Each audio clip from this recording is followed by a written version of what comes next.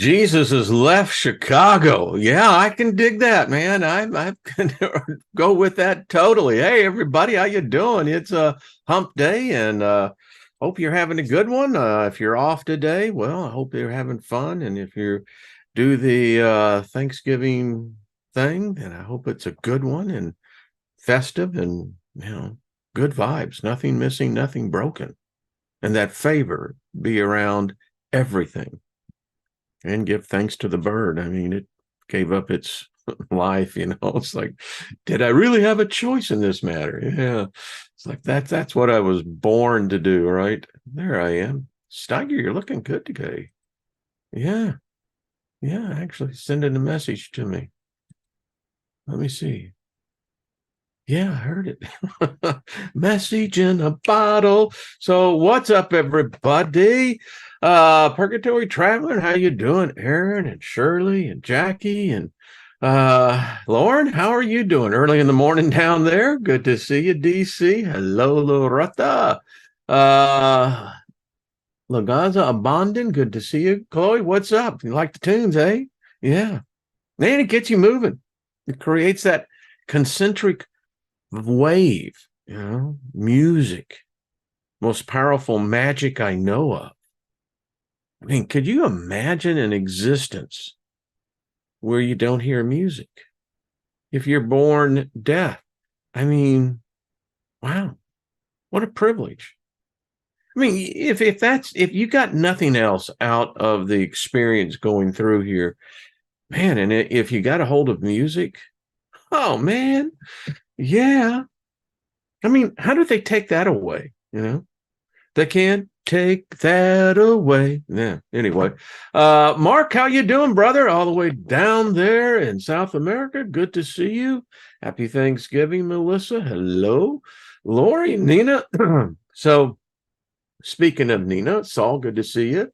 Had a great time with Ryder Lee last night. Y'all got to check that out. Go over there, Raised by Giants. Nina was there, Robert V and Trina, and we had a good time. It was just a fabulous time. It was funny. It was informative. All the things above. So, Lynn, good to see you. I mean, seriously, there was some funny points in there that you had to laugh. So anyway, thank you again, Ryder. You hosted us, and you were a delightful host because it was it was kind of like the family, and that's what he was saying. That and Ryder, I know that didn't go unnoticed because in a sense we are a family in here. No, we may not be by bloodline, but I guess technically somewhere back everything started from supposedly one. I don't know. But anyway, family is really, I think, more of something that's within us, There's those biologicals that you're born right into, and it's like, all right. But then there's that thing that you come by, whether it's naturally or you seek it. Many of us are knowledge seekers here, seeking the gnosis. And we find commonality. That's a pretty cool family, if you ask me. Hear the Pointer Sisters going, we are family. Anyway, so anyway,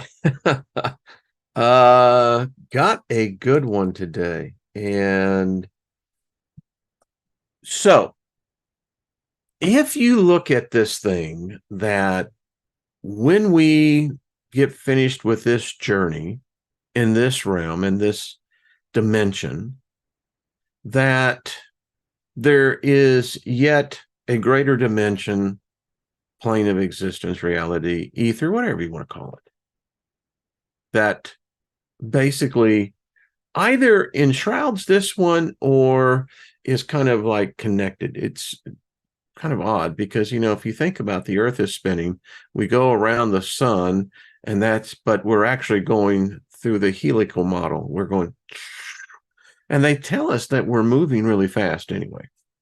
We still haven't defined gravity. But getting back to this thing about, well, we're all, I could probably say this of all of us, is that we were trusting that there's going to be something that exist of us when these bodies go back to where they came from. And that's, the thought. And no doubt it's been one that we have from our very beginnings. And speaking of beginnings, I mean, one of the most controversial books I have in my library is this cat right here. And he wrote the book, The Beginning Was the End. His name is Oscar Kiss Merith. And it's how man came into being through cannibalism. Intelligence can be eaten. And it's a fascinating read. But I mean, it's why is it any difference from some magical story of some magical garden that, and then there we were. Yeah. So anyway, death. It's amazing how it's like sex. It's so intertwined into our existence. And so today, I thought it would be fascinating that we would look into what the Egyptians believed. They believed we have a soul, yeah, but the soul is, again, trapped here. And in order for the soul to obtain immortality, there is 12 different gates, challenges that the soul must go through in order to reach that end point of immortality. And I guess you could equate immortality to being a god. It really does bring into question then, how do we look at spirit? You hear the expression, body, mind, which is equated with soul and spirit. Thus, and it's odd because we get into this whole thing where you have modernism, Western, I should say theology, ideology, has contaminated that which was of a more pure nature. Speaking of which is the Egyptians. And we will get into the Tibetan Book of the Dead as well. It's because it's worthy, dealing with two different, and these are important topics. It is said that a man who has not prepared for his afterlife will be reflected in this life. They go, shit, man, most people don't want to talk about it. So anyway, for those of you who like books like I do, got two good ones. So we're going to be, if you want, you can get all of these at wherever you buy books at. This one is really good. It deals with each hieroglyph in detail. Put that up there so everyone can see it. And we'll be making reference to this. And then the one that I really do, really am proud of this, and we all have libraries. Hey, Go, good to see you. Joyce, what's up, Cowboy? Doug, good to see you as well. So is this one here. I've shown this to you many times. It's gone up in price. I looked at it today over on Amazon, and this particular one is now approaching $100. And it's limited. They don't have many of these. But what I like about this one is that this one gets into each one of the spells. It's one of the reviews I was reading on this is that these spells, they're powerful. whether you believe it or not. Uh, I it's much like the Liber Lilith. There was parts of that I did not put out into the public because, quite frankly, a number of people who wouldn't be ready for that, and it's powerful. And the Egyptians, they had a pretty good handle on this afterlife thing. Um, one scholar I read said that the Egyptians lived in a culture of illusion. Well, I think that's intellectual elitism, and I think that shows the ignorance. And we will be talking about some of these spells. And if you ever get a chance to get this book, and if it's something that you will be pleased about, I will throw a little caution here, is that in these spells, number one, I'd be cautious in reading them out loud.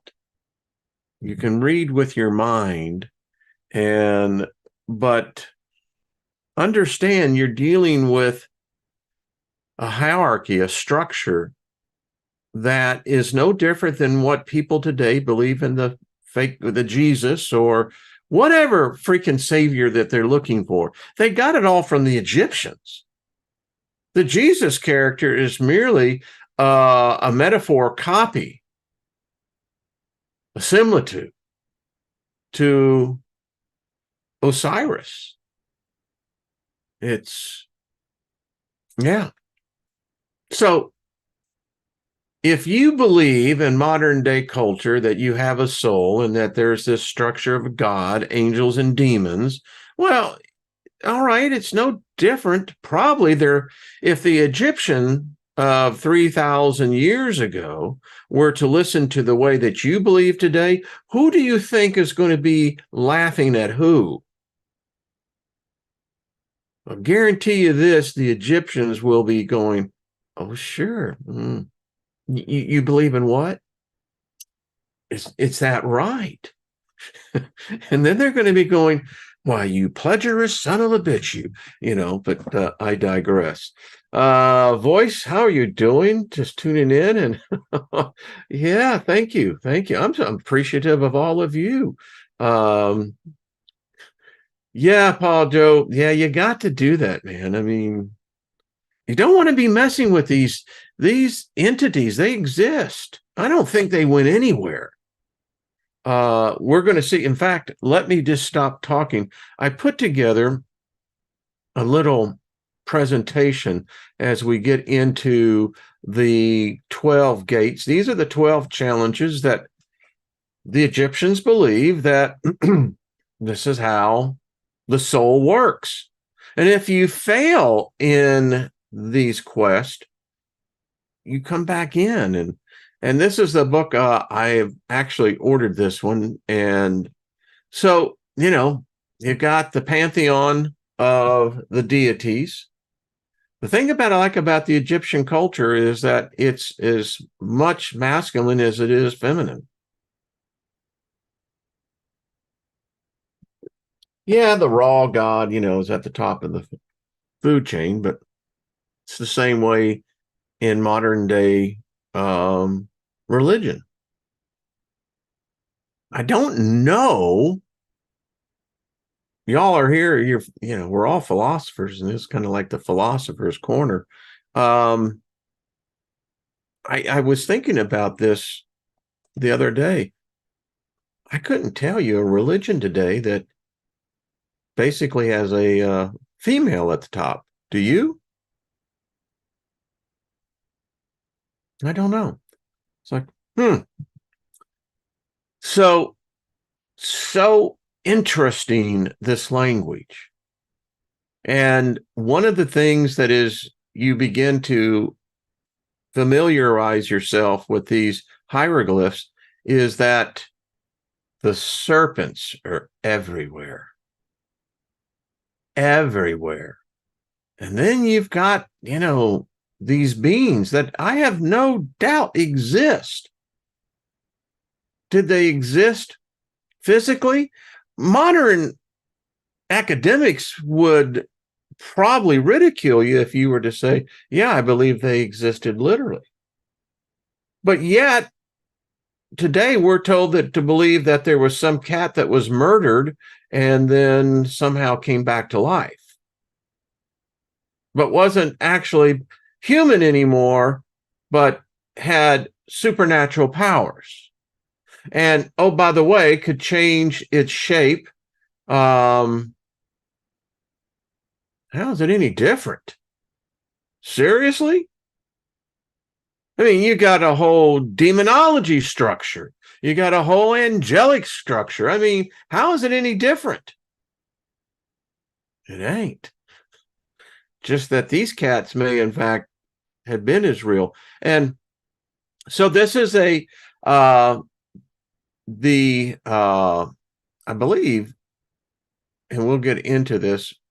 So this is one of the souls that is now entering into one of the gates. Now, it's really interesting if you look at the gate. Number one, he's on his boat. He's died. And now he is about to go through the challenge.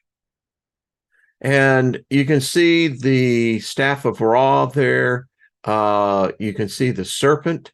And then you've got the red spear. And then it's very clearly that this looks to me like a portal, like this doorway.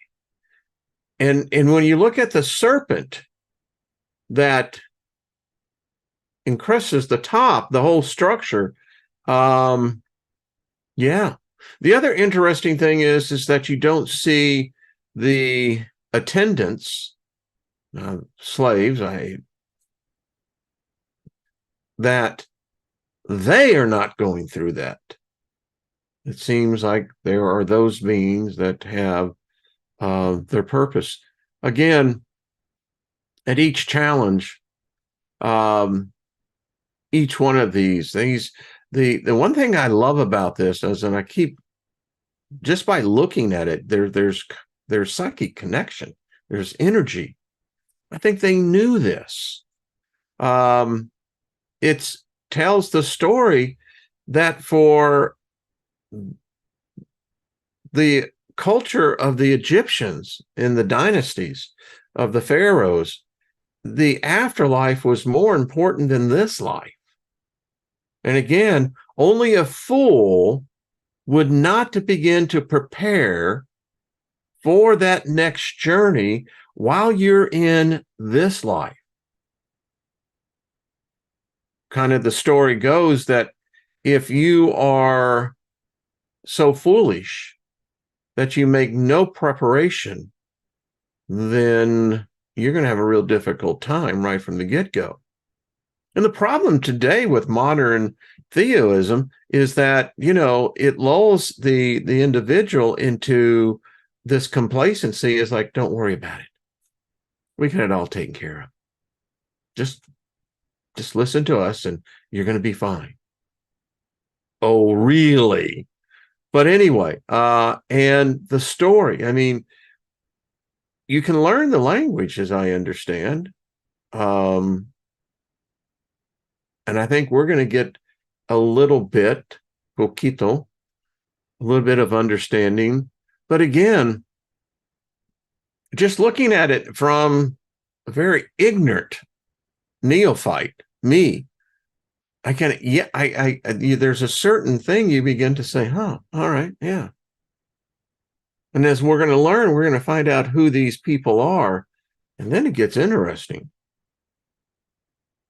Again, the serpent. Then we have this barrier. This is another one of the gates. And then, of course, you have the human head birds. Now, I know about this one. This is actually I believe this is Osiris, as he is being prepared for his journey. And again, you can see up here, particularly right here, another depiction, another gate, each one again, the serpent. And as I understand this interpretation, this is representation of his journey. I mean, it's just quite fascinating. There's a set number of gods that are of the underworld, where apparently we all go to. Yeah. You can't go up until you go down. And again, just a commonality that, my eye is immediately drawn to is the serpent. It's represented everywhere. And I have a sense that many of us are probably metaphorically making each of our own preparations for that eventuality. I mean, I don't know about you, but do they define death as is eternity? Yeah, they do. Many of us in our teachings and education of schools and religion are taught that. You're only here for a little bit. Got to make the most of it. Well, there's a certain truth to that. And you just look at this and you just got to go, wow. These are the different gods at each one of the different gates.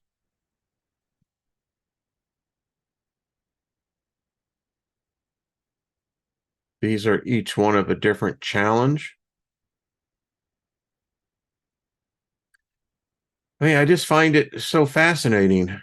It's one of the things I think I'd like to do on my bucket list yet is to be able to go over there. This one here is really interesting. There's a technology that's being represented here that we have no idea. It appears that there is somehow, when you look at this, that's immediately what I'm drawn to. I'm drawn to that this is almost looks like some type of machine.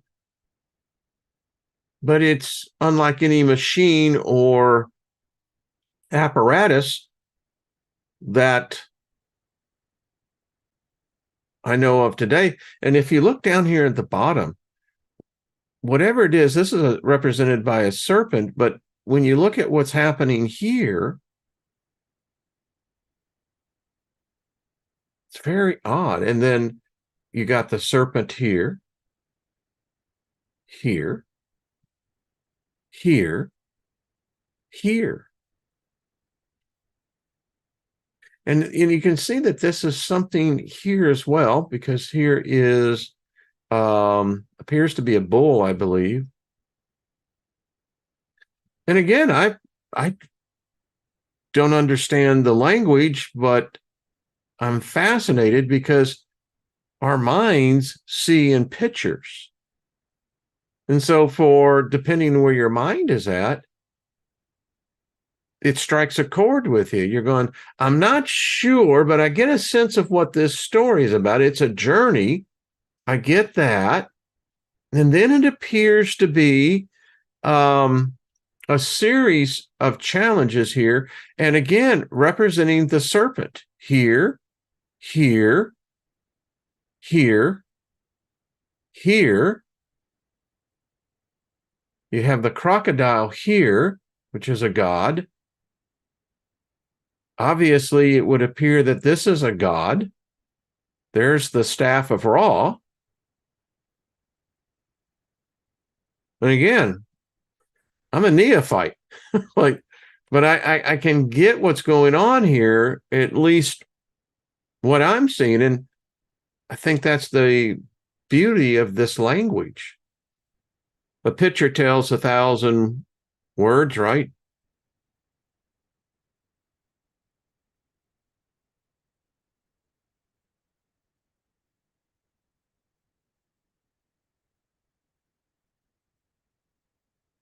Makes you think. Look at the Ankh. This is another one. There's the uh, staff of Ra.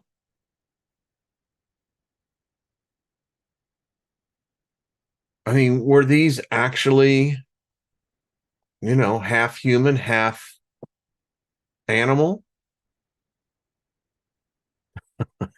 And it's just, I love the whole scene here. This is the wane of the soul.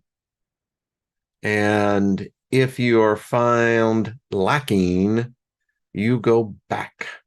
Not fun.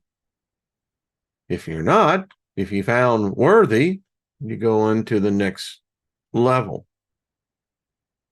And in modern Christianity, it's the same thing. You die, you're going to go before the great white throne judgment. And,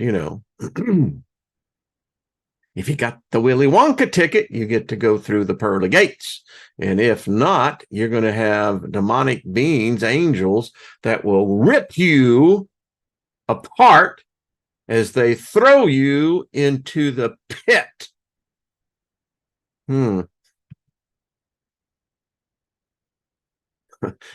That's a horror story. Exactly. Again, the serpent. So well represented through all of this.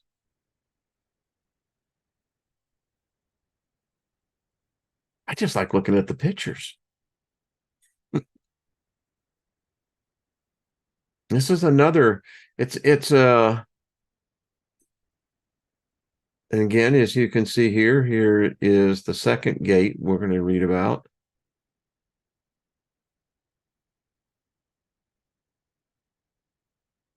Again, look at the serpent. There is, telling you, there's something going on here. Here's another gate. So there we go. I like looking at the blank screen, huh? So fascinating, is it not? I mean, I could be looking at this map and completely reading it backwards, but at least I know it's a map, right? Let's see. What's some of the conversation?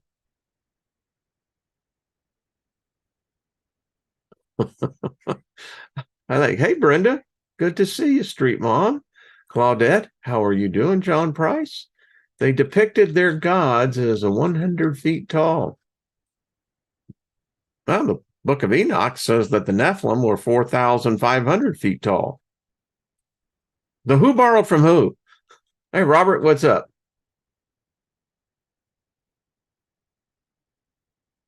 Yeah, I think if we could do the time travel, yeah. Jesse says, Tesla said the Earth is a brain. I know it's a power source. I know that. That's why they have never let his technology out. So anyway, so we got a sense and an idea now. All right, so I'm going to do my Rod Sterling impression. So imagine, audience, that all of us have made the transition at the same time.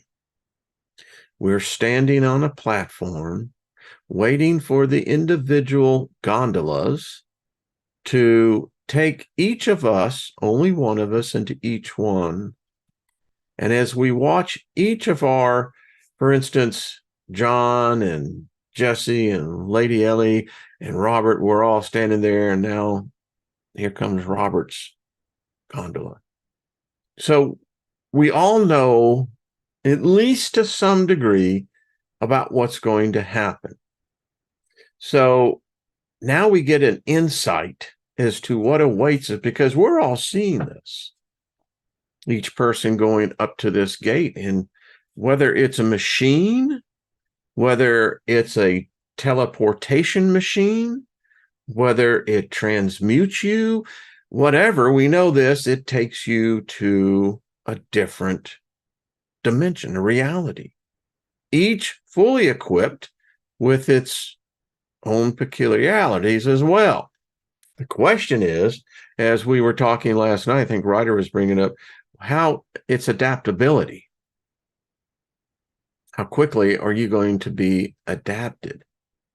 And then I guess the other thing would be, do we have a plan of meeting on the other side?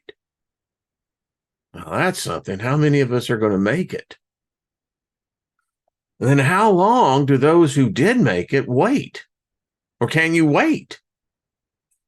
All right, so come with me, if you will. And by the way, I will absolutely screw up these names.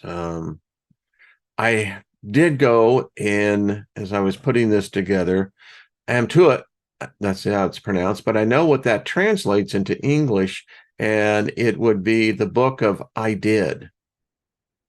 Little tidbit there. All right, so this is the short form. The two books I showed you earlier are all in there. So this is the summary of the book of what is in the underworld. The beginning, and remember, these cats wrote the story way before there was any Bible. There were no Hebrews. There were no Jews. They didn't exist. Meaning their God probably didn't exist either. Yeah, but that could be another topic. So this really predates all of this. So it would say, okay. And by the way, I was reading in some of the research, this material, this is the beauty of the time we live in, folks. This material 200 years ago didn't exist. Regardless if you were an elitist, rich, commoner, this knowledge didn't exist. And how it came about is quite interesting as well, but it made its way. And as one scholar that I was reading in his commentary on the books, it validates the credibility of the belief system. There's no ambiguity here. There's no, well, gee, we can't prove that there was ever a state murder, that there's no body, there's no crime scene, it's been contaminated. And so, as I said last night on Ryder's show, we have a bust of Alexander the Great, but yet we can't seem to find anyone who supposedly saw this here modern day savior and fashioned a bust after him. But we do have this that predated all of that. So that's my point. Maybe this is the underworld we will all. Maybe this is what Ghostland is. It says the beginning of the horn of Amentet, which is the uttermost point of the deepest darkness. Wow. Okay. The first hour. This God entereth into the earth through the hall of the horizon of Amentet. And Thoth is in here. That's the Emerald tablets. I mean, it's amazing the interconnection in there. There are 120 Atru to journey over in this hall before a man arriveth at the gods of the Tuat. So there appears to be 120 challenges in this particular gate. Wow. The name of the first field of the Tuat is Natra. He, i.e. Ra, alloteth fields to the gods who are in his following, and he beginneth to send forth words to and to work out the plans of the divine beings of the Tuat in respect to this field. You know what this kind of reminds me of? kind of reminds me of the book that we read about the different levels of heaven. We know that hell is actually in heaven, and I think it's the second heaven. And within this second heaven, there is this hierarchy of beings that some, this is their only existence for all eternity. So the score, remember when we were reading that? Yeah. So whosoever shall have these made according to the similitude which is in Amet of the Tuat, and whosoever shall have knowledge of these similitudes, which are the copies of this great God himself, they shall act as a magical protectors for him upon the earth regularly and unfailingly. And they shall act as magical protectors for him in the great Tuat. So there's a spell that you can invoke that will give you protection. Could be in the form of an amulet, could be in the form of a sigil, could be in a number of things, but there is a specific knowledge that if you possess that, well, you got an advantage over everybody else.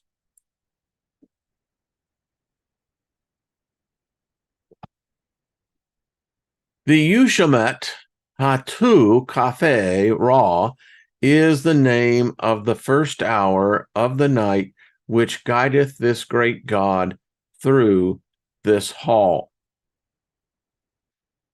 I get all sorts of imagery on this. I mean, yeah, you can really get quite the scene, you know, little Dungeons and Dragons thing going on.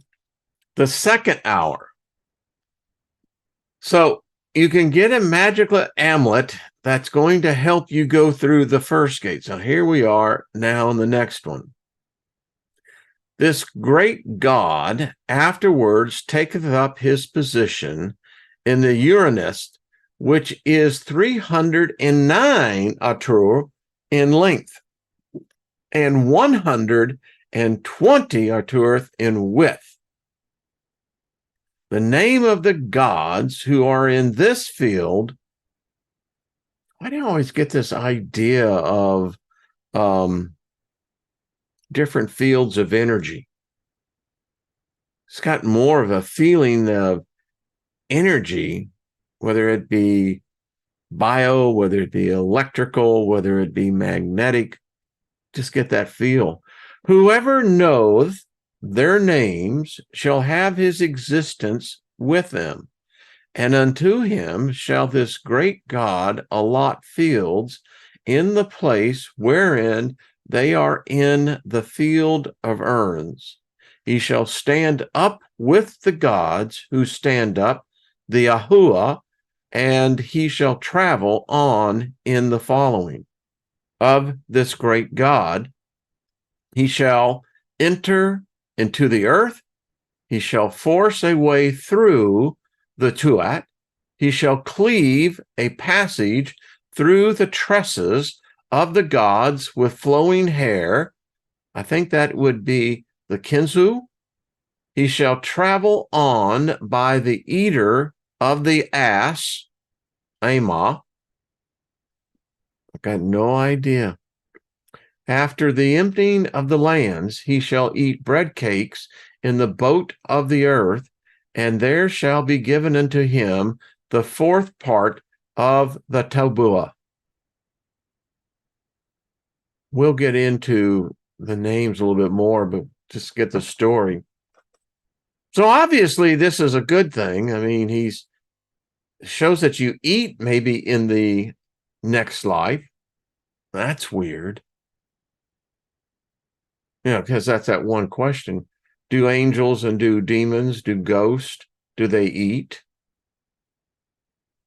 It would appear the answer is yes. Well, how do you come to that, Steiger? Well, it's in my former religion. I mean, it's in the Bible. says that there's this banquet, being prepared. I mean, that's a hell of a banquet hall. But apparently food is. In the book of Revelation, it talks about the tree of life, that it drops its fruit and its leaves in the 12 different seasons. They will then be gathered to take to the earth to heal the people. Some weird symbology they're going on.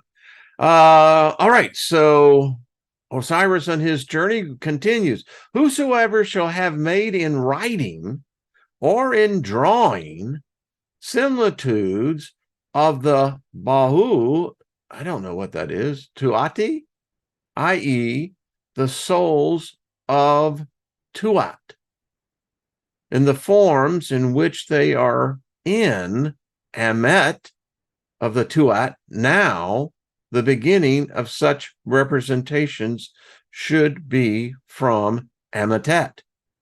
And whosoever shall make offering unto them upon the earth in their names, these things I say, shall act as magical protectors to that person upon the earth regularly and unfailingly. Well, you're telling me magic isn't real? Apparently it is. I mean, Moshe, is in fact a magi, magician. Isn't that what magicians do, is magic, or at least one form? Nina, I'm thinking of you on this one, darling, is that, this is where you need to get some spells going. You best have it down to memory. That's all I got to say. What a fascinating story. I love this. And whosoever shall know the words which the gods of the Tuat speak to this god, and the words which are said by him to them when he is approaching the gods of the Tuat, these words I say shall act as a magical protectors to him that knoweth them upon the earth regularly and unfailingly. I get Obi-Wan Kenobi vibes here. There's nothing to see here. Move along. Yeah. Shisat Maket Nib S is the name of the hour of night, which guideth this great God through this field. Just get this feeling that this is like energy. And if you ain't jiving with the polarity, it could be a shocking exit, right? This is the third hour. This great God afterwards taketh up his position in the fields of the Piru gods, the fighters, and this great God paddleth his way over the stream of Osiris. In sailing up this field, and it's capital F, so this is interesting. Because everything about the Egyptians, I just get this vibe. They understood this stuff. For them, Tesla would have been like a first grade student. It's like, hey, yeah, we get it. We know about it. We know how to harness it. We know that this had an impact on a human, physical, bio-human being that subjected to these energy fields could transcend the bridge of death itself, the underworld. It just seems like, yeah. All right. Which is 309 Artura long, and I guess that could be like a cubit. Cubit is what, 18? Royal cubit is 22, something like that. Anyway, This great God uttereth words to those who are in the following of Osiris to this city, and he allotteth unto them estates which are situated in this field. Getting this idea of, an atom, electrons, protons, neutrons. Deu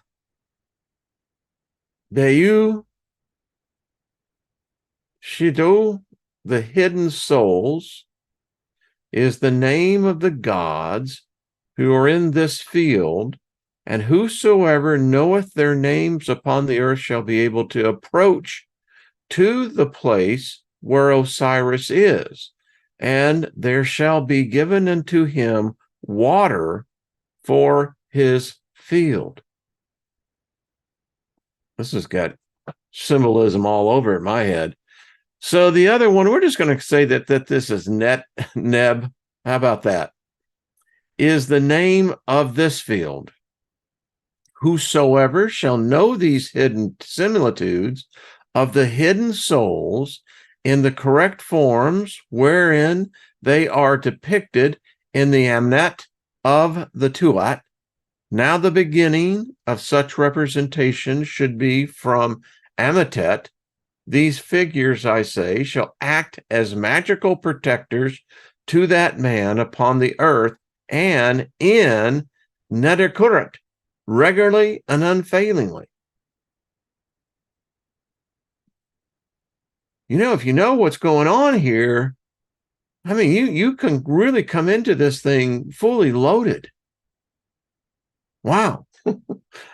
I mean, already each one of these has a magical spell. And then I look at this and I'm wondering, so who are the hidden souls here? It would appear that they're either trapped or part of the construct of this region, this field, this dimension. Again, whoever knows these when he is making his journey past them shall escape from their roarings, and he shall not fall down into their furnaces or pits. Yeah, that sounds a little dicey.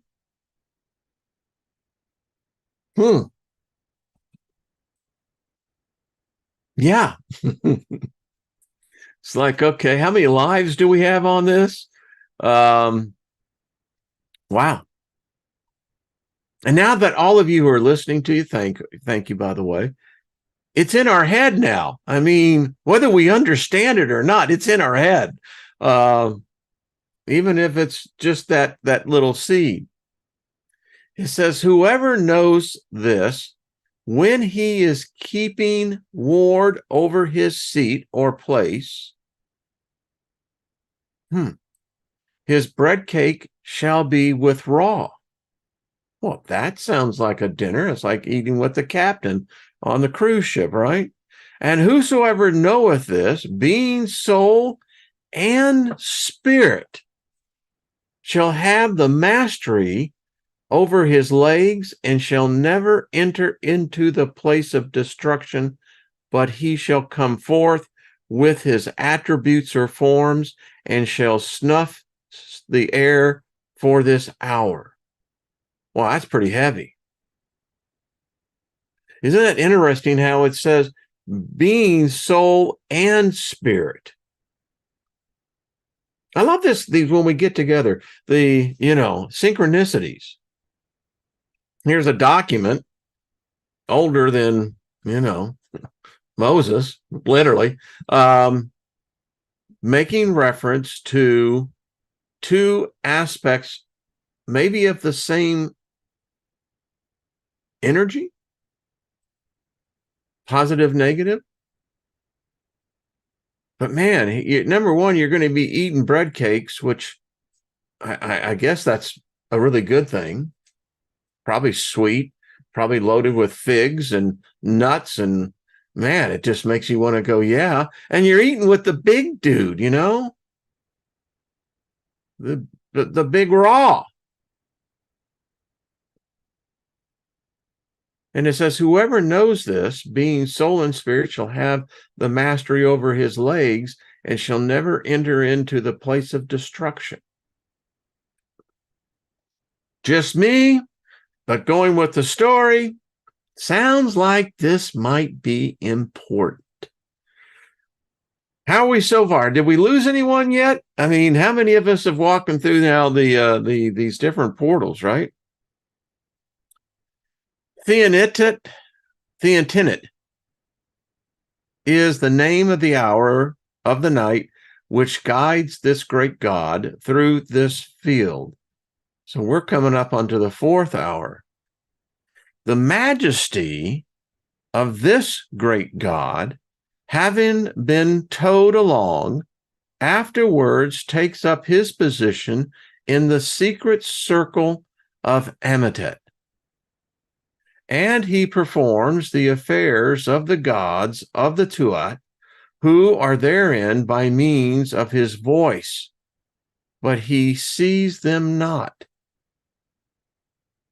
So I pick up telepathy, channeling.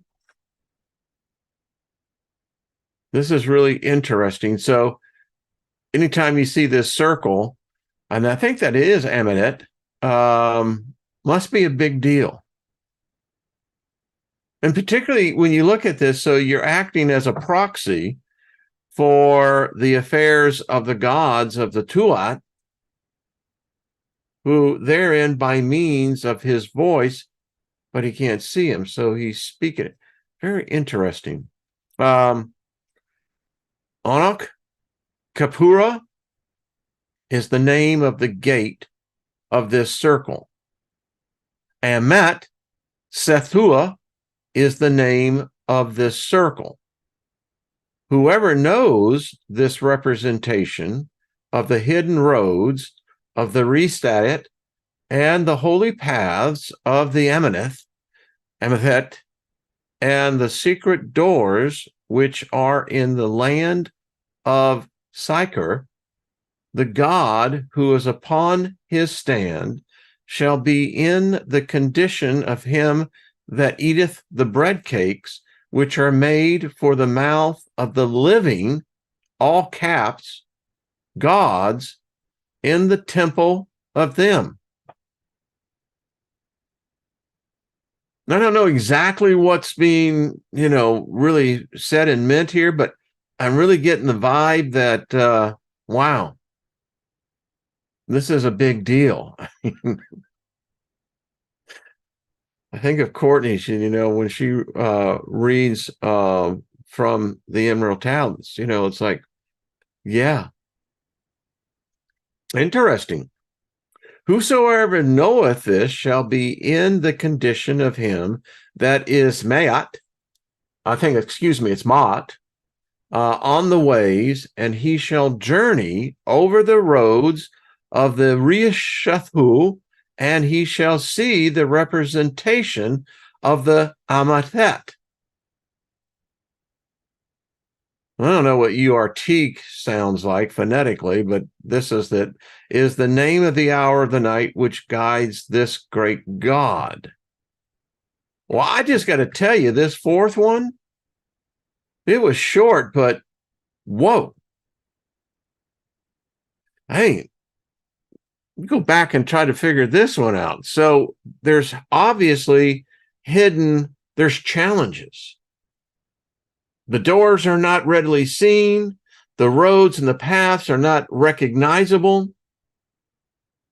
But yet within that, there is the hidden roads and the holy paths of the Amethet and the secret doors for which are in the land of Sychar. The God who is upon his stand shall be in the condition of him that eats the bread cakes, which are made for the mouth of the living. And this must be a big deal. The living gods, but yet it's the small g, in the temple of them. I can only imagine what that place must look like. All right. So we have the Erdim. This is now the 5th hour, and I think we can actually maybe be able to get through it. Yeah. All right, and this is where we'll leave it off. The great God is towed along over the ways of Mot of the Tuat through the upper half of this secret circle of the god of Sekar, who is upon his sand, and he neither looketh upon nor gazeth at the secret figure of the earth, which contains the flesh of this god. The gods who are in the train of this god hear the words of Ra, who crieth unto them from where this god is. Well, that's quite beautiful. Aha, Nutura, is the name of the door of this city. Amet is the name of the circle of this god, and in it are the secret paths of the Ametet, and the doors of the hidden palace, and the holy place of the land of Sekar, which is his flesh and his members and his body in the divine form which they had at first. The Ba'u Amu Taya is the name of the gods who are in this circle. Their forms, their Aru, are who are in their hour. Auroras, and their secret shapes, neither know, nor look upon, nor see this image or similitude of the Sekar or the hawk himself. Whosoever shall make these representations according to the image which is in the writing in the hidden place of the Tuat at the south of the hidden palace, and whosoever shall know them shall be at peace, and his soul shall unite itself to the offering of Sekar, and the goddess Kemet shall not hack his body in pieces, and he shall go on his way towards her in peace. Whosoever shall make offering to these gods upon earth, these offerings, I say, shall act as a magical protectors to the man upon earth and in the Neder Karat, regularly and unfailingly. Shimher is the name of the hour of the night for which guideth this great God through the field. This is some interesting stuff. I just love this stuff. I mean, we'll break it down later into getting in, Harry, going back and see, because we'll go through this pretty quickly. But I think, number one, it's beautifully written. It really is. It has a lot of symbology, words that, I've got to get the deeper meaning of, but just listening to of what's written, it's poetry, and it's filled probably with more than what we realize. Could you imagine someone who really knows the subject going, if they only knew what they were talking about? Hey, Grace, what's up? Mary Wins, how are you, dear? I just say, hey, Cowboy, what's up? New, it's a spiritual. Yeah, it is spiritual stuff. Gingerly, Lauren, it does. Reminds me of the celestial hierarchies. It's quite beautiful, again. And it seems to me, just the simple guy that I am, that, might be worth really looking and seeing what these spells are. Oh, that's right. We got them. We'll be getting into them. But, wow. I mean, all of you practicing occultists, alchemists, witches, wizards, whatever it shall be, seems like this is something you probably want to put in your book, your journal, like make note to thyself. Hey, Susie Q, what's up, darling? Good to see you. Flight Risk, hello. So Nina has her show at 3 p.m. Pacific Standard Time. check her out for sure. Yeah, Loretta, it did. It went way faster than I could realize. I'm looking at this going, what happened? I'll definitely, if I'm not on tomorrow, I might be, but it definitely will be on Friday. We're going to continue on this. What? It's just beautiful. I'm going to tell you. If you want a copy of this, it's in a PDF form. Yeah. Claudette, what's up? Someone just blew up. Are you kidding me? Is that just breaking news right now? Wow. Well, let's just think peace. We speak peace. See, folks, this is why this stuff is, I call it stuff, but this type of knowledge is important. I mean, 5 years ago, I don't know if I would have been ready for it. I probably would have said, yeah, I think it's good. But yeah, anyway. Okay. Thank you all. This is good stuff. I just got to tell you, this is like a Thanksgiving dinner. This is the knowledge. Wow. And there is a warning, like I said, on these books. I wrote this just to show you. This has been long time ago, but it says this. I wrote this: that all religions, theologies, ideologies, dogmas, and beliefs, everything our species perceives is predicated on the human perception. Understanding mind thought as to what the one is can only be regrettably termed as God.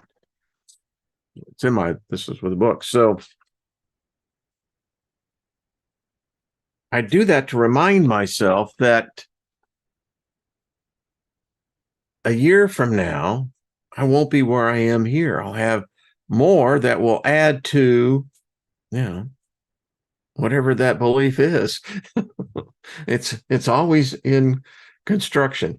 All right, folks, destruction industries, everything happens for a reason. It does. Abba says St. Peter must really have to work overtime for the 12 gates.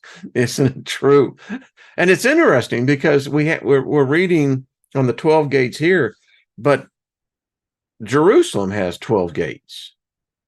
And there's correlation. I did back in the day with John Hagee, deep study on the 12 gates.